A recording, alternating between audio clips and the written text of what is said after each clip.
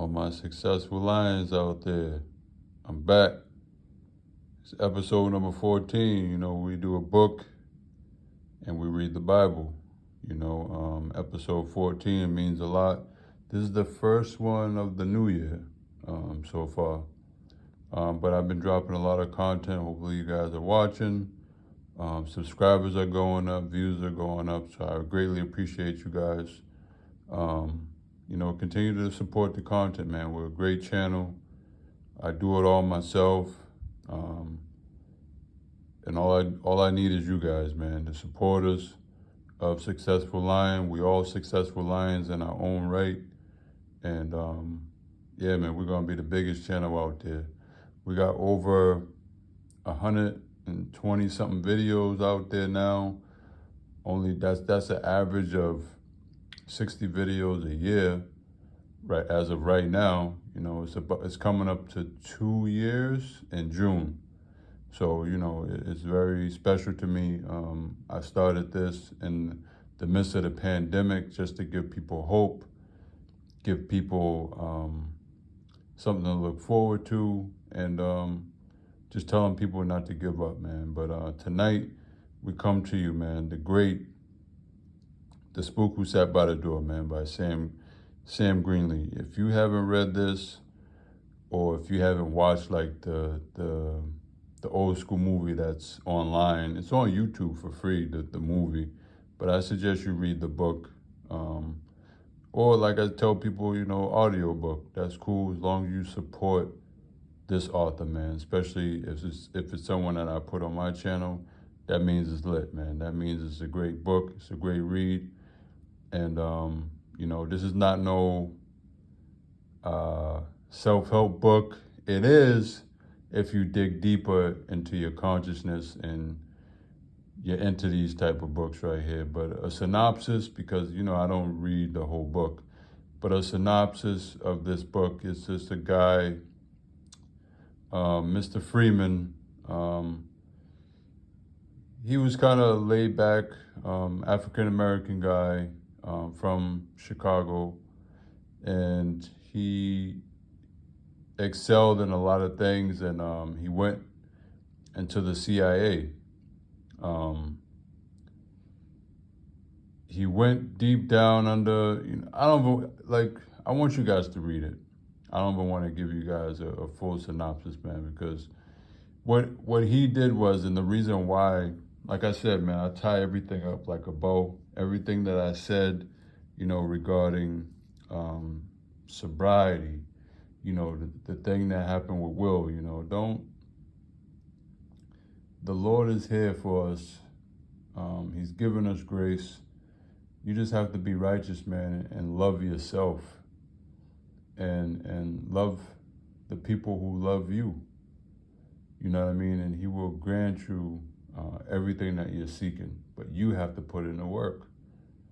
You know, don't be used by anybody, and that's what this book is about, man. You know, it's like, you know, being at the front door, you know, sitting by the door, but gaining knowledge. When people really think you're dumb, just let them think you're dumb. You know, you're the most intelligent person, but they think you're dumb.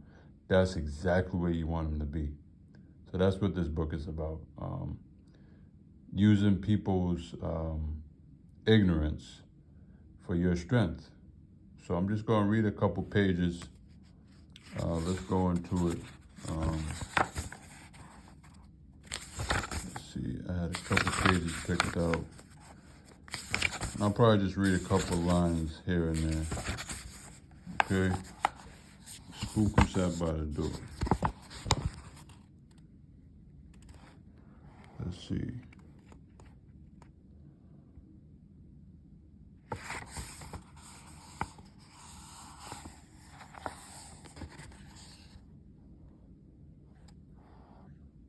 All right, let's read it.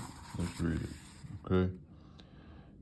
I'd rather do it myself, no better way I know of to learn a weapon than to break it down, clean, and reassemble it.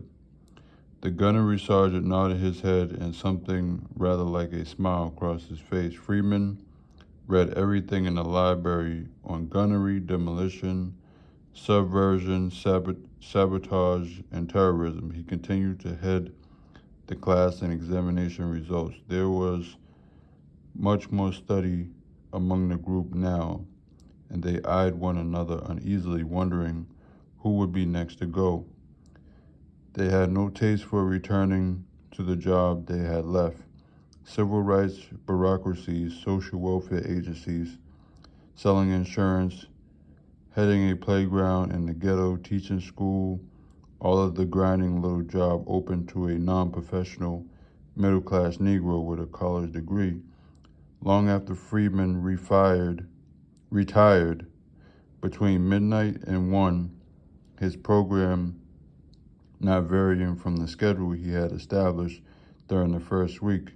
The rest of the class studied far into the night. The group was given the Army Physical Aptitude Test, consisting of squat, jumps, push-ups, pull-ups, sit-ups, and a 300-yard run. Freeman headed the group with a score of 42 out of a possible 500. The men finishing second and third to him in academics were released when they scored less than 300 points. There were only 2 other athletes in the group, one a former star in at Florida A&M, the other a sprinter from Texas Southern. They were far down the list academically, although they studied each night until dawn. It was just a matter of time before they left. In 2 months, there were 5 of the group left, including Freeman. Hand-to-hand combat rid them of 2 more. The instructor was a Korean named Sue Calhoun. His supervisor was an American from North Carolina. The niggers would leave or Calhoun would break their necks. He broke no necks, but he did break one man's leg and dislocated another shoulder. He was surprised and angered to find that Freeman had studied both judo and jiu-jitsu and had a brown belt in the former and a blue stripe in his latter. He would throw Freeman with all the fury and strength he could muster. Each time Freeman took the fall expertly. He dismissed the rest of the class one day and asked Freeman to remain. Freeman, I'm going to be honest with you. I don't like your people belong in our outfit. I have anything against the rest of the group. I just don't think they belong. But you, I don't like. Well, I guess that's your hang-up. I don't like your goddamn phony humility, and I don't like your style. This is a team for men, not the misplaced cotton pickers. Well, I'm going to give you a chance. You just walk up to the head office and resign, and that will be it. Otherwise, we fight until you do, and you will leave the room until I have whipped you and you walk out of here or crawl out of here or carried out of here and resign. Do I make myself clear? Yes, Whitey, you make yourself clear. But you ain't running me nowhere. You're not man enough for that. Freeman felt the adrenaline begin coursing through his body, and he began to get that limp, drowsy feeling, his mouth turning dry. Can't back away from this one, he thought. Mr. Sue will referee international judo rules. No chops, kicks, or hand blows. Falls or chokeholds only. After a fall, you get 3 minutes. Rest, and we fight again, and keep throwing. Keep throwing, you Freeman, until you walk out of the outfit. All right, but basically he won. So I'm going to get to another thing. He won.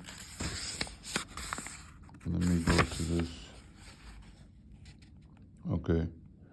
The director of the school. Hold on.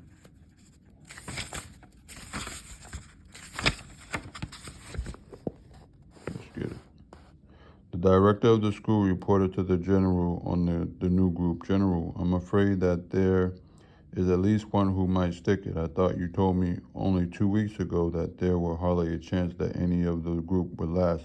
That's correct, General. Even with the facts on paper before me, as I made the report, I somehow forgot that the man existed. He has a way of fading into the background.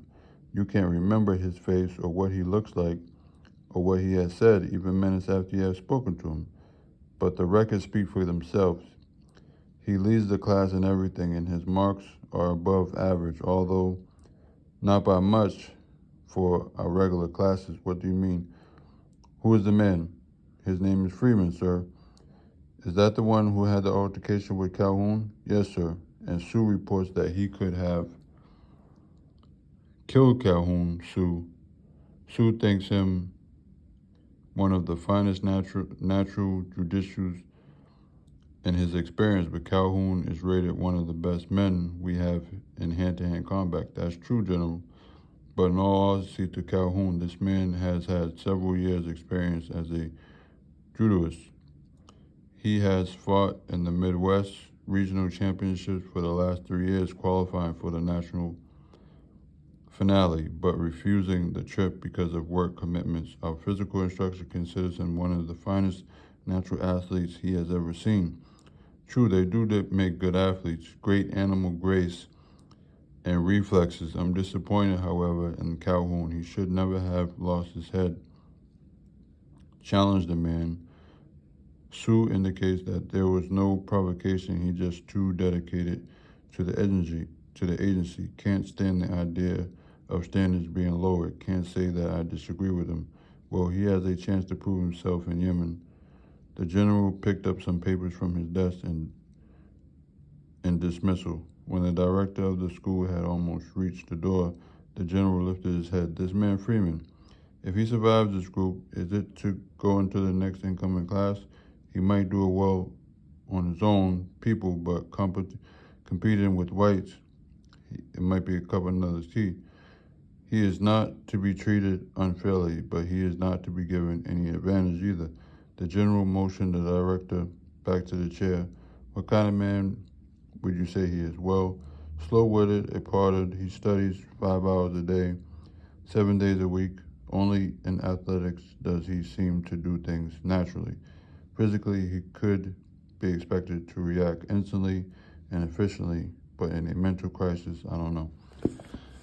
So I'm just going to stop there, but y'all get the gist of it, man. He went through strenuous stuff to become CIA agent, but you can see they have different motives than what he's doing it to try to make a change in his neighborhood.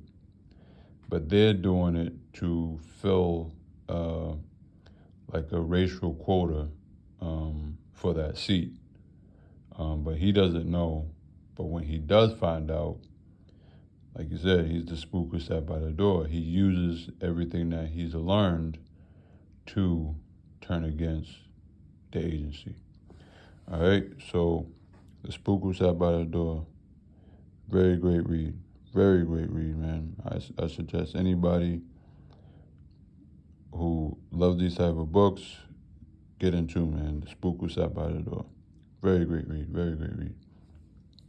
All right. Now to sum everything up like a bow, we're going to read Isaiah 41 and 10. All right, like we say, everything ties up like a bow. Okay, fear thou not, for I am with thee. Be not dismayed, for I am thy Lord. I will strengthen thee, yea, I will help thee, yea. I will uphold thee with the right hand of my righteousness. Behold, all they that were incensed against thee shall be ashamed and confounded. They shall be as nothing, and they that strive with thee shall perish. Just those 2 lines is enough. Just those 2 lines is enough. That sums everything this episode is about, and that's what I try to do with my channel. I take time in between, researching these episodes and making sure it's time to do an episode. That's why we're only on number 14. But even with that, it hasn't even been 2 years and we average 7 episodes a year. where I do a couple clips and give you guys a couple books. So 14 episodes, that's 14 books that I've given you guys. And I have that ain't even cracking 10% of the books that I have. So we got plenty more episodes and I continue to read, So that's just sparking you guys' brain, that if you're at home, you're not doing nothing, you didn't watch the same movie that comes on all the time, just pick up a book and maybe read 10 pages real quick. In between commercials, or do it right then and there, man. Just pick up a book. It could be a self-help book, a stocks book, the dictionary. That's what I'm about to start getting into too, is just reading a couple pages of the dictionary every day and just learning new words that I don't know every day, and every day, every week, every month, every year, make yourself better. That's what this life is about, man. It's not supposed to be staying stagnant, moving backwards, worrying about the past. It's about moving forward, man, worrying about your future. All right? Stay up, stay shining, stay smiling, and shine on it, man. Shine on it. Successful Lion Book Club, episode 14. The Spook Who Sat by the Door. Peace.